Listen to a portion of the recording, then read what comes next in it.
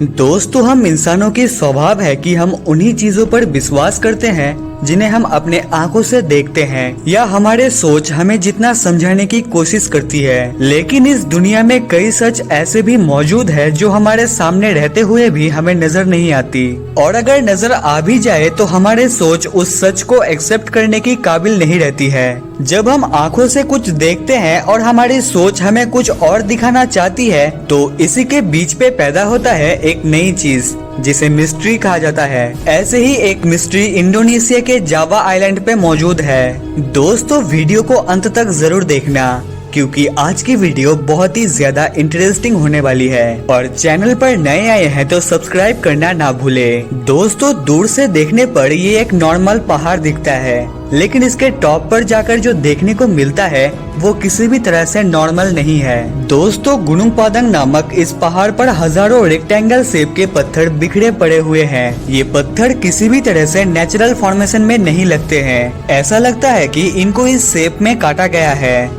दोस्तों, Java island एक volcanic island है, इसीलिए रिसर्चर्स का मानना था कि कोई वॉल्केनिक रॉक यही पड़ा था जिसको काटकर इस शेप में लाया गया है। लेकिन पत्थरों के सैंपल्स लेने के बाद पता चला कि ये पत्थर यहाँ के है ही नहीं, और इसका सीधा मतलब है कि ये 50,000 पत्थरों के ब्लॉक्स को कहीं और काटा गया और एक एक करके इस पहाड़ के ऊपर चढ़ाया गया। दोस्तों, पहाड़ के टॉप पे ये पत्थर रैंडमली बिखरे पड़े हुए हैं और कुछ जगहों में ये एक दूसरे के ऊपर तरतीब से रखे हुए पाए भी गए। सिर्फ इतना ही नहीं, इनके बीच में गाढ़ा यानी कि सीमेंट जैसे मिक्सचर को भी डाला गया था। रिसर्चर्स जितना ज्यादा इन्वेस्टिगेट कर रहे थे उतना ही सरप्राइज्ड हो रहे थे। टॉप लेयर पे पत्थरों के बीच में मौजूद गाढ़े की जब रेडियो कार्बन डेटिंग की गई तो पता चला कि ये 2500 साल पुराना है। जब और भी ज्यादा इन्वेस्टिगेट किया गया तो 20 फुट के गहराई पर रिसर्चर्स को यहाँ 7500 साल पुराने गाढ़े की सैंपल्स भी मिले। कुछ आर्कियोलॉजिस्ट का मानना था कि इससे नीचे खुदाई करने की कोई जरूरत नहीं है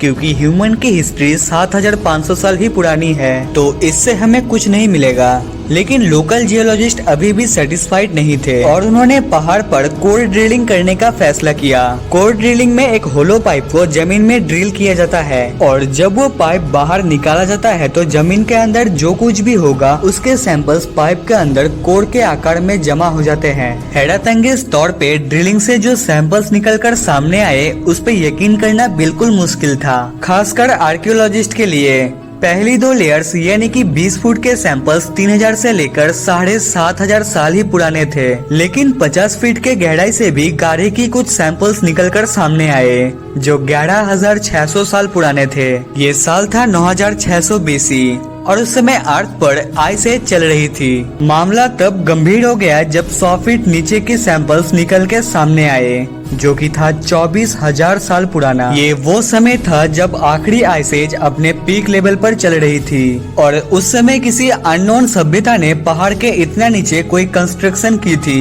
जिसके सबूत सबके सामने थे।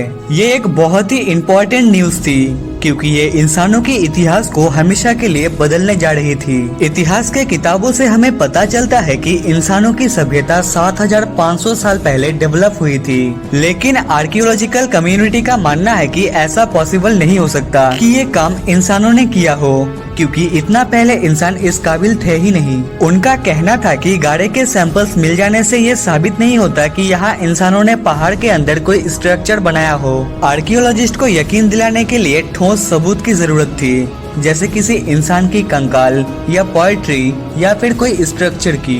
दूसरी तरफ लोकल जियोलॉजिस्ट ने अपने रिसर्च जारी रखी। उन्होंने GPR और साइसेमिक टोमोग्राफी जैसी लेटेस्ट टेक्नोलॉजी की मदद से स्कैन करने का फैसला किया। स्कैन के रिजल्ट में पहाड़ी के अंदर का जो इमेज सामने आया उसे देखकर रिसर्चर्स हैरान हो गए। पहाड़ के अंदर जगह जगह पर होलो स्पेसिस नोट की गई। 3 बड़े बड़े स्क्वायर चेम्बर्स जो अलग अलग लेवल के हिसाब से बने हुए थे। ये चेम्बर्स एक टनल से जुड़ी हुई थी। सबसे ऊपर वाला चेम्बर पहाड़ के टॉप से कनेक्ट था और इन चेम्बर्स की साइज भी अलग अलग थे। सबसे ऊपर वाला चेम्बर छोटा, उसके बाद बड़ा और 100 फीट के गहराई में बनाया गया था सबसे बड़ा चेम्बर। इस नए डिस्कवरी ने सबको सोचने पे मजबूर कर दिया। सभी के मन में एक ही सवाल था कि 24,000 साल पहले लास्ट आइस एज में जब इंसान सिर्फ हंटर हुआ करते थे तब उन्होंने ये काम कैसे किया होगा। दोस्तों, आपको बता दे ये बात आयरन, ब्रॉन्ज और स्टोन एज से भी काफी ज्यादा पुराना है। जब ये मेजर डिस्कवरी मीडिया पे आई तो इंडोनेशियन गवर्नमेंट भी इस पे काफी इंटरेस्ट लेने लगी और लोकल जियोलॉजिस्ट को गुनुंग पादंग पर रिसर्च करने की अनुमति दे दी और प्रेसिडेंट ने यहाँ अपने लिए एक हेलीपैड भी बनवाया ताकि वहाँ वो खुद रिसर्च को मॉनिटर करने आ सके। जब लोकल जियोलॉजिस्ट ने फिर से रिसर्च शुरू की तब एक एक करके नई डिस्कवरीज सामने आती गई। यहाँ से पोएट्रीज, ज्वेलरीज, वेपन्स और कॉइन्स भी मिले जो 5500 बीसी में बनाए गए थे, जबकि इतिहास में मॉडर्न साइंस का कहना था कि सबसे पुराना कॉइन 600 बीसी में बनाया गया था। गुनुंग पादंग में नई डिस्कवरीज का काम चल ही रहा था कि 2014 में इंडोनेशियन प्रेसिडेंट चेंज हो गए। नए प्रेसिडेंट के सामने जब यह मामला आया तब उन्होंने आर्कियोलॉजिकल टीम का साथ दिया, जिनका मानना था कि इस पहाड़ पे जो कुछ भी है वो 7500 साल से पुराना हो ही नहीं सकता और उन्होंने फौरन गुनुंग पादंग पर रिसर्च बंद करवा दिया। दोस्तों, अगर मोहेंजोदारो और एंशियंट इजिप्शियन से भी बहुत पहले दुनिया में कोई सभ्यता रहती थी और वो भी लास्ट आइस एज से भी पहले, तो वो कौन लोग थे और जावा के इस आइलैंड पर क्या बनाना चाहते थे, और सबसे बड़ी बात, इनको जमीन निगल गई या आसमान खा गया।